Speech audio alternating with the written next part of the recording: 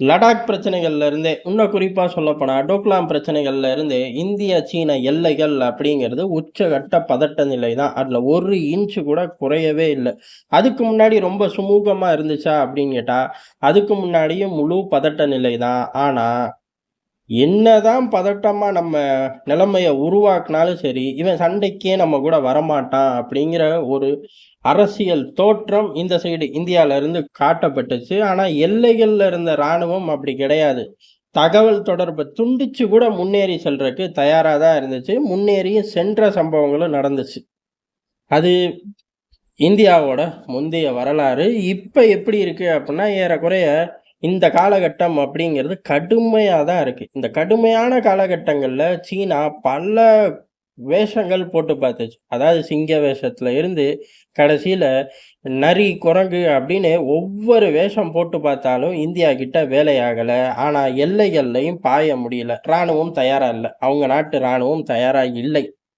உலக சூழ்நிலை கேட்கவே வேணாம். ஒட்டுமொத்த உலக சூழ்நிலை சீனாவுக்கு எதிரா தான் இருக்கு. இப்படி காலங்கள் ரொம்ப காலமா ஓடிக்கிட்டு இருக்கு. எப்ப ஏறக்குறைய 2020ல இருந்தே கால்குலேட் பண்ணலாம். ஓடிக்கிட்டு தான் இருக்கு. அப்படி இருந்தும் இந்த 2024ல ரொம்ப தீவிரமா டக்குன்னு அடுத்தடுத்த ஹை ப்ரொஃபைல் மீட்டிங் நடக்குது.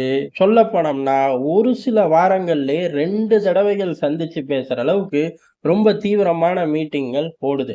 ஆனா, 5 காசுக்கு பிரயோஜனம் இருக்கா அப்படின்னு கேட்டா, இல்லவே இல்ல. நரி நரியாவே இருக்கு.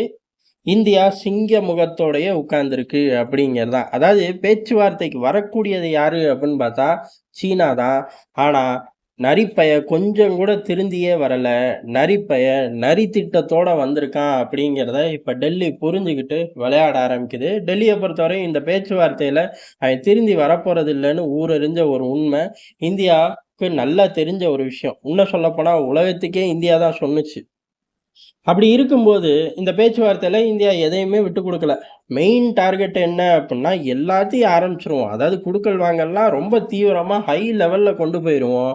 எல்லைகள் பிரச்சனைய ஓரமா வச்சு வேடிக்கை பார்ப்போம் அப்படிங்கிற அந்த சீனாவோட புத்தி தான். இது இன்னமும் சொல்லப்போனா, சீனா ரத்தத்திலே ஊறுன 2வது ஆப்ஷன் அந்த நரித்தனம்.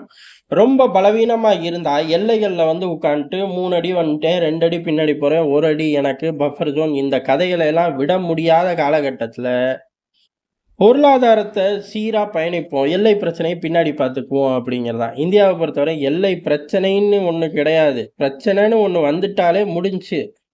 அந்த இடத்துல பொருளாதார உறவுகள் அப்படிங்கிறது கிடையாது தம்பி அப்படின்னு சொல்லி பத்திவிட ஆரம்பிச்சுட்டோம். நம்ம அடிப்போம்னு எதிர்பார்க்கல. இந்த மாரி 2வது ஆப்ஷனுக்கும் அடிப்போம்னு சீனா எதிர்பார்க்கல. இப்படி தடுமாறிக்கிட்டு இருந்து இதத்தான் இந்தியா செய்யப்போதுன்னு ரொம்ப தெளிவா தெரிஞ்சும், சீனா இப்ப எதுக்கு 2 முறை தொடர்ந்து பேச்சுவார்த்தை வருது. அந்த 2 முறை பேச்சுவார்த்தையும் எப்படி எல்லைகள்ல தளபதிகள் பேச்சுவார்த்தை ஓடுதோ, அதே போல தான் ஓடுது. இந்த இடத்துல தான் டெல்லி சுதாரிச்சுக்கிச்சு. எல்லைகள்ல தளபதிகள் பேச்சுவார்த்தை போறது அப்படிங்கிறது அப்படியே போது, மெல்ல குறையுது. ஆனா பதட்ட நிலையிலிருந்து மாறுதா அப்படின்னு கேட்டா, இல்லை அப்படின்னு எடுத்துக்கலாம். இதே மாரி ராஜதந்திர ரீதியிலயும் கொண்டு வரதுக்கான காரணம் என்ன? குறிப்பா வெளியுறவுத்துறை வகையிலயும் கொண்டு வரதுக்கான காரணம் என்ன அப்படின்னா, ஒண்ணே ஒண்ணு தான். இந்தியா பல இடங்கள்ல அடிக்க ஆரம்பிக்குது சீனாவ. உதாரணத்துக்கு எல்லைகள் அத தள்ளி வச்சுட்டு பார்த்தோம் அப்புட்ன்னா, இந்தியாவோட கவனம் அப்படிங்கிறது திபெத்ல வெறித்தனமா போகுது. திபெத்ல வெறித்தனமா போகும்போது, ஆட்டோமேட்டிக்கா அங்கங்க வெடிக்கக்கூடிய பிரச்சனைகள சீனாவால சமாளிக்க முடியாது. அமெரிக்கா அதுல முழு வேகத்துல செயல்படுது. காரணம் இந்தியா ஃபுல் வேகத்துல அந்த இடத்த நோக்கி பாயறனால. இந்த பக்கம் அப்படியே பேரலரா தைவான கேட்கவே வேணாம். இப்ப ஏதாச்சும் ஒரு இடத்துல ஸ்லோ குடுத்தா மட்டும் தான் சீனா தப்பிக்க முடியும். அதே சமயம் இந்த திபெத் பிரச்சனைகள்ல சீனா அடுத்த கட்ட வேலைகளையும் பார்க்க முடியும். ஏன் அப்படின்னா, திபெத்த நோக்கி ஃபுல் ஃபோக்கஸ்ல இந்தியா இருக்கும்போது, திபெத்ல சின்ன அளவு தூசி பறந்தா கூட, அது பெரிய விஷயமா ஆக்கப்படும். அப்படி பெரிய விஷயமா ஆக்கும்போது, அமெரிக்காவோட முழு பார்வையும் உக்கிரமா சீனா மீது இருக்கும்போது, பாயறத தவிர வேற எதுவும் கிடையாது. ராணுவ ரீதியான நடவடிக்கை ஆரம்பிச்சுரும். இத நல்லா தெரிஞ்சுக்கிட்டனால தான், ராஜதந்திர ரீதியில, குறிப்பா வெளியுறவுத்துறையில இந்த பேச்சுவார்த்தை அப்படிங்கிற ஸ்டாண்ட் போய்க்கிட்டே இருந்துச்சுன்னா, திபெத் பிரச்சனைய கொஞ்சம் ஆற போட்ட மாரி இருக்கும்ல, அப்படிங்கிறக்கு தான் இந்த 2 ஹை லெவல் மீட்டிங்கும் உடனுக்குடன் நடந்திருக்கு. ஆனா டெல்லி சுதாரிச்சிருச்சு. பேசுறது பேசிக்கிட்டே இருக்கலாம். செயல் அது பாட்டு நிக்கும். செயல் எக்காரணம் கொண்டு எந்த ஒரு பேச்சுவார்த்தை நடக்குதுங்கிற காரணத்த காட்டி மட்டும் இந்தியா ஆறப்போடாது அப்படிங்கிற தகவல டெல்லி ரொம்ப வேகமா செயல்கள் மூலியமாவே சீனாவுக்கு சொல்லிட்டோம். சீனா இதே காலகட்டத்தில திபெத்ல என்ன செய்யுது அப்படின்னு பார்த்தோம்னா, ஓரளவுக்கு நிலைமை புரிஞ்சிரும். திபெத்தோட அடையாளங்கள அழிச்சுக்கிட்டே வருது. அந்த நாட்கள்ல இருந்து இப்ப வரையும் அழிச்சுக்கிட்டே வராய்ங்க. இது ஒண்ணு தான் அவனுங்களுக்கு தெரிஞ்ச ஒரே வேல.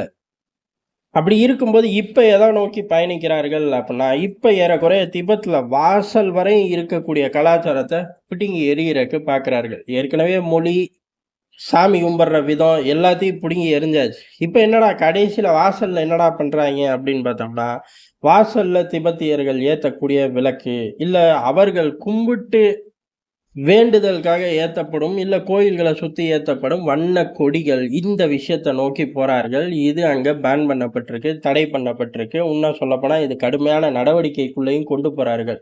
ஏன்? இந்த பக்கம் சீனாவோட மெயின்லேண்ட்ல இந்த மாரி பழக்கங்கள் இல்ல. அந்த மெயின்லேண்ட் பழக்கமே இங்க வந்துருச்சு அப்புட்ன்னா, காலப்போக்குல இந்த ஜெனரேஷன் இல்லாட்டி அடுத்த ஜெனரேஷன் எல்லாம் அண்ணன் தம்பி தான் அப்படிங்கிற ஒரு ஸ்டேட்டஸ நோக்கி நகர்த்திறலாம். இதத்தான் ஃபர்ஸ்ட்ல இருந்தே முயற்சிக்கிறாய்ங்க.